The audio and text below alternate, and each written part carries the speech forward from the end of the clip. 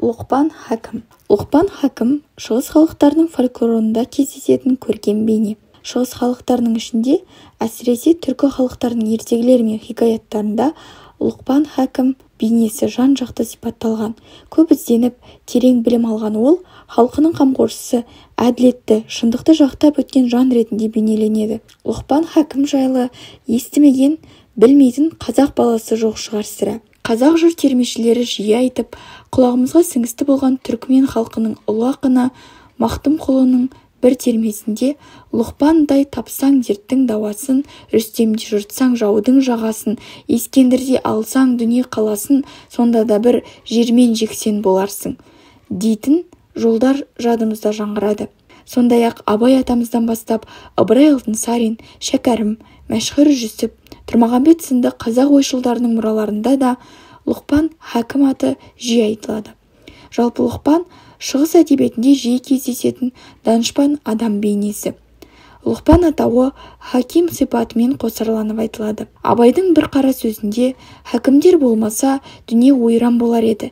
Әрбір ғалым хаким емес, әрбір хаким ғалым делінетін білеміз. Оның атына хаким деген сипаттың таңылу себебі Лұқпан өзінің данышпандығымен, хикметке толы маржан сөздерімен танымал болған тұлға. Әйтпесе ол халыққа билік айтқан қазыда, ел басқарған сұлтанда болмаған. Тіпті кейбір деректер бізге оның өмірінің бір кезеңінде қызметші құл болғандығын айтады. Ислам діні келгенге дейін арабтарда да ол жайлы аңыз әңгімелер көп болған екен. Лұқпан Хакімнің кім болғандығы, қайда тіршілік еткен адам екендігі жайлы мәлімет Құранда жоқ. Алайда бұл жайлы әртүрлі дереккөздерде там-тұмдап кездеседі. Пайғамбарлар тарихы мен надандық дәуіріндегі өлеңдерде Лұқпан жайында жиі айтылады. Бірақ ол жерде Лұқпан деген атпен танымал болған бірнеше адамның болғанын байқаймыз. Мәселен, Лұқман ибн Ат, Лұқман ибн Адия, Лұқман ибн Анка ибн Садуун және Лұқман ибн Бауыр ибн Нахур деген 4 кісі болған екен. Осы төртеудің ішіндегі алғашқысы, яғни Лұқман ибн Аттың қисса хикаялардағы тұлғалық қыры мен аңыз әпсаналардағы бейнесі көркем мысал беріп, мәселенің түйінін шешетін данышпандығын негізге алып, Құранда аты аталған Лұқпан осы болса керек деп тұжырым жасаған тарихшылар болған. Оның үстіне Құрандағы Лұқман сүресінің түсу себебі де мұны қуаттай түседі. Сүре меккеліктердің өздеріне бұрыннан таныс тұлға әйгілі Лұқпан Хакім мен оның ұлы жайындағы хикаялар жайлы сұраған сұрақтарына жауап түрінде түскен. Дегенмен кейінгі кезеңдерде Лұқпан Хакімді әр қауым немесе әр ұлт өздеріне тиесілі тұлғадай көріп, оның насихаттарын рухани азық еткенін көреміз. Негізінде біз үшін оның қандай ұлттың, қандай қауымның өкілі екендігі емес, оның айтқан насихаттары мен хикметтері маңызды. Әзірет Лұқпан Құдай тағаладан ұзақ ғұмыр тілеген деседі. Жаратушы Жаббар ие оның тілегін қабыл қылып ұзақ өмір сүрген екен. Белгілі ғалым Әбу Бәракат ән-Нафасидің айтуынша, аятта аталған Лұқпан Әйюб пайғамбардың қарындасының баласы. 1000 жыл өмір сүрген. Дәуд пайғамбардың заманына жетіп, одан тәлім алған. Әбу Хатим Сижистани өзінің Әл-Муаммар атты еңбегінде Қызыр алейхиссаламнан кейінгі орында көп өмір сүрген адам Лұқпан екендігін айтады. Адамдардың арасында қазылық етумен танымал болғанымен, өзінің тігіншілік, ағаш ұстасы, кілем тоқу және шопандық ету секілді бірнеше кәсібі болған деседі. Лұқпан Хакімнің дәрігерлік ететін де қасиеті болған деген ел аузында әңгіме бар. Ертеде Лұқман Хакім деген елден асқан дана бір жан өмір сүріпті. Бұл дүниеде білмейтіні жоқ. Ешкімнің сұрағын жауапсыз қалдырмаған зерек, сұңғыла кісі болыпты. Бірде сол Лұқпан Хакімнің жар дегенде жалғыз ұлы жазылмас дертке ұшырап, ешқандай ем қонбай қайтыс болады. Ұлының қандай дертпен қайтыс болғанын білу үшін ішін жарып қараса, тобықтай тас шығады. Ұлынан айырылған ол тасты жалғызымның көзіндей көрейін деп қалтасына салып алады. Күндердің күнінде ол өзенге суға түседі. Судан шығып, кейінен десе судың жағасында өскен жалбыздың үстіне қойған шапанының қалтасынан ерген майды көреді. Зер салып қараса, қалтасындағы тас еріп жатыр екен. Баласы жас кезінде ешкі майын жеп, тамақтанған соң мұздай су ішкен екен. Сондағы май ұлтабарына қатып, ішкен тамағынан әрі-бері қозғалып тасқа айналған екен. Сонда Лұқпан хакім жалғызма жалғыз бергенде жаны қалар ма еді деп өкінген деседі. Кейбір риуаяттарда Лұқпан хакімге пайғамбарлық пен хикмет екеуінің бірін таңдау еркіндігі берілген айтылады. Лұқпан хикметті таңдаған делінеді. Сөйтіп Дәуіт алейхиссаламның кеңесшісі болған дейді. Лұқпанды кейбір ғалымдар пайғамбар десе, кейбір оны жоққа шығарған. Мәселен, Иқрима Шағби секілді ғалымдар Лұқпанның пайғамбар екенін алға тартса, Қатада, Мұжахид секілді әйгілі тәпсіршілер бұған келіспеген. Олардың айтуынша, Лұқпан пайғамбар емес, данышпандық дарыған хәкім адам.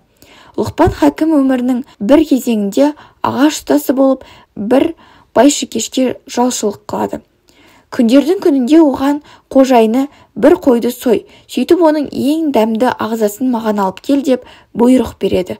Лұқпан хәкім қойды сойып, оның тілі мен жүрегін алып келеді. Бұған таңданған қожайын, қойда тіл мен жүрегінен басқа дәмді ағза жоқ па деп сұрайды. Лұқпан жоқ деп жауап қайырады. Қожайын тағы бір қойды союды бұйырады. Бірақ бұл жолы қойдың ең жаман, сүйкімсіз ағзасын алып келуді тапсырады. Бір қызығы, Лұқпан хәкім тағы да тіл мен жүректі алып келеді. Оның бұл әрекеті қожайынды одан әрмен таңғалдыра түседі. Сөйтіп ол, әй Лұқпан, мен саған қойдың ең дәмді ағзасын әкел дегенімде, ең жаман ағзасын әкел дегенімде де тіл мен жүректі алып келдің. Мұның қалай? Деп сұрайды. Сонда Лұқпан хәкімнің берген жауабы, тақсыр, бұл екеуі таза болса, одан асқан қадірлі ағза болмайды. Ал бұл екеуі жаман болса, одан асқан жаман ағза болмайды. Құранда Лұқман атауымен сүре бар.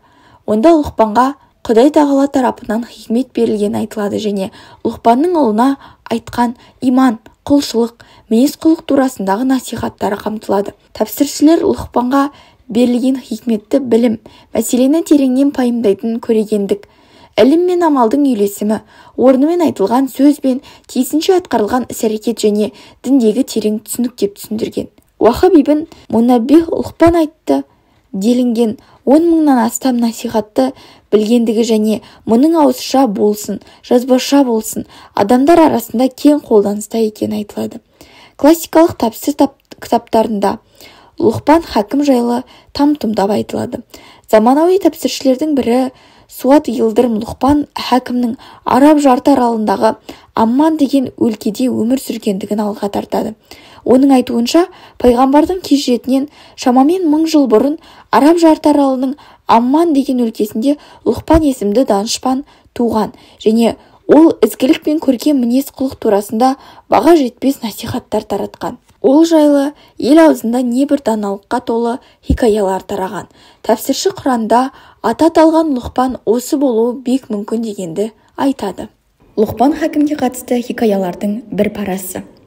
Лұқпан хәкім екі дүниеде де пайдасы тиетін бір сөз айтайын. Адам 8 нәрсеге мән беру керек. Олар 4 уақытта 4 нәрсені. Намазда көңілді, халық арасында тілді, жеп-ішуде тамақты, біреудің үйіне барғанда көзді қорға. 2 нәрсені.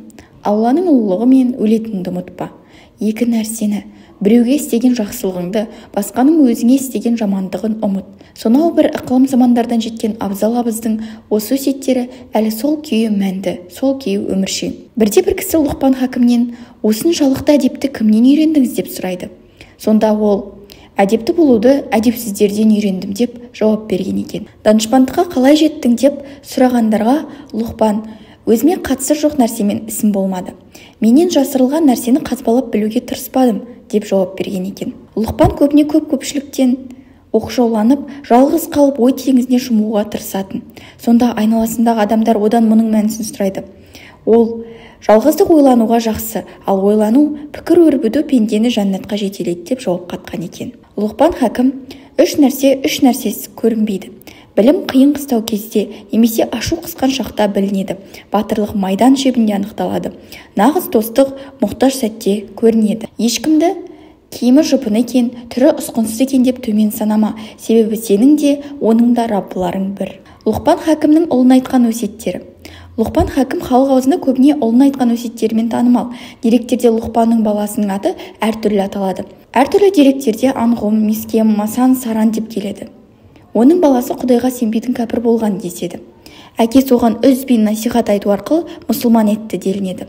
Құран мен хадисте келген өсиеттер. Бірінші: балам, Аллаға серік қоспа. Біле білсең, оған серік қосу ең үлкен қиянат. Лұқман сүресі 13 аят. Екінші: уа балам, расында жақсы жаман қандай да бір іс қышаның дәнегіндей мысқалдай болса да, әрі бір меңіреу жартастың ішіне яки көктердің немесе жердің қандай да бір қалтарысына жасырынып қалса да, Алла оны міндетті түрде жарыққа шығарады, бетін ашады. Алла латиф, өзінен еш нәрсе жасырынып қала алмайтын, өте қырағы, шексіз ілімімен жүрек түкпірінде жатқан ең құпия сырлардың бәрін білуші һәм өте қайырымды, хабир, бәрінен толық хабардар болушы. Үшінші: уа балам, намазды кемеліне жеткізіп, үзбей әрі уақытылы оқы. Адамдарды әрдайым жақсылыққа үгітте, оларды жамандық атаулыдан тыюға тырыс. Басыңа не келсе де сабыр ет. Міне осы істердің әрқайсысы табандылық пен күш-жігерді талап ететін, сауабы да зор істердің бірі һәм бірегейі. Лұқман сүресі 17 аят. Төртінші: ешкімге мұрныңды шүйірме, жер бетінде кердеңдеп жүрме. Шүбәсіз Алла кеуде керіп, менменсіген мақтаншақтардың ешбірін ұнатпайды. Лұқман сүресі 18 аят. Бесінші: жүргеніңде һәм әр ісіңде байсалды бол. Сөйлегенде дауысыңды қатты көтерме. Біле білсең, ең сүйкімсіз дауыс өңеші жыртылғанша ақыратын есектің дауысы. Лұқман сүресі 19 аят. Алтыншы: иман келтірілген һәм сол иманына зұлымдықты араластырмағандар, күнә істемегендер бар ғой, міне солар өздерін қауіпсіздікте сезінуге әлде қайда лайық. Тура жолда болғандар да солар. Деген аят түскен кезде сахабалар қатты абыржып, пайғамбарға келіп: уа Расулалла, біздің арамызда күнә істемейтін пенде жоқ қой. Бәрімізде белгілі бір дәрежеде өзімізге зұлымдық қылып қоятынымыз бар ғой, деп мұң шығады. Сонда Алла елшісі мынадай жауапты береді: бұл аяттағы зұлымдық сөзі сендер ойлағандай мағынада емес. Негізінде зұлымдықтың үлкені Аллаға серік қосу.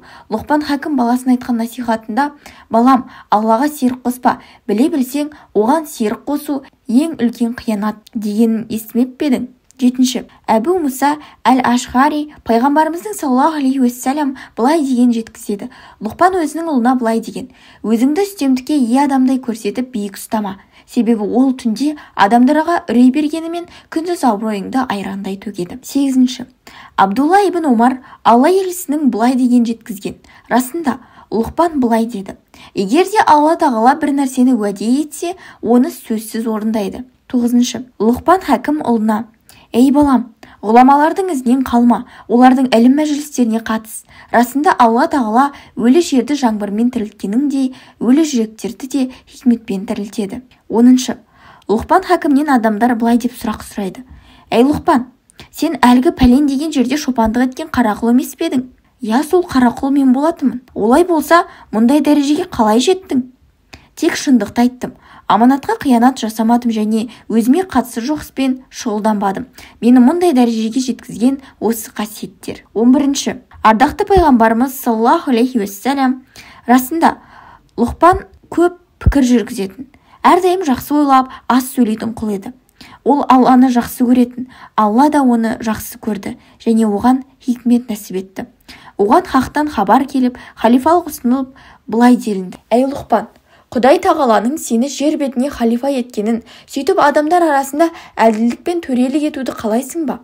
Сонда Лұқпан: егер де Раббым бұл істі маған бұйырса, оны сөзсіз қабыл алам. Себебі мен мынаны жақсы білемін. Егер Алла тағала маған қандай да бір істі бұйырса, ол істе мені қолдайды және білмегенімді үйретеді. Ал егер де бұл жауапкершілікті қабылдап-қабылдамауды Раббым менің еркіме берсе, мен мұндай жауапкершілігі батпандай істен үзілді-кесілді бас тартар едім, деп жауап берді. Сол кезде періштелер жапа-тармағай: әй Лұқпан, адамдар арасында қазылық етуден неге сонша үркідің? деп таңғалсады. Сонда Лұқпанның берген жауабы: расында адамдар арасында төрелік айтатын қазының міндеті өте ауыр. Егер міндетінен мүлк кетсе, айналасын қараңғылықтың тұманына сүңгітеді, жәннаттың жолынан адасып қалады. бұл дүниеде қазылық етіп дәрежең жоғары, өзгелерден үстем болғаннан дәрежең елеусіз, көптің бірі болғаның артық. Кім ақыретті керек қылмай осы дүниені таңдайтын болса, ол дүниеде жақсы нәтижеге жетуі мүмкін.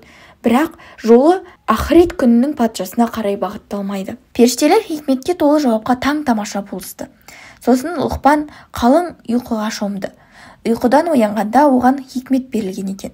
Содан бері сөйлете аузынан хикмет төгілетін адамға айналып данышпандық қонған екен.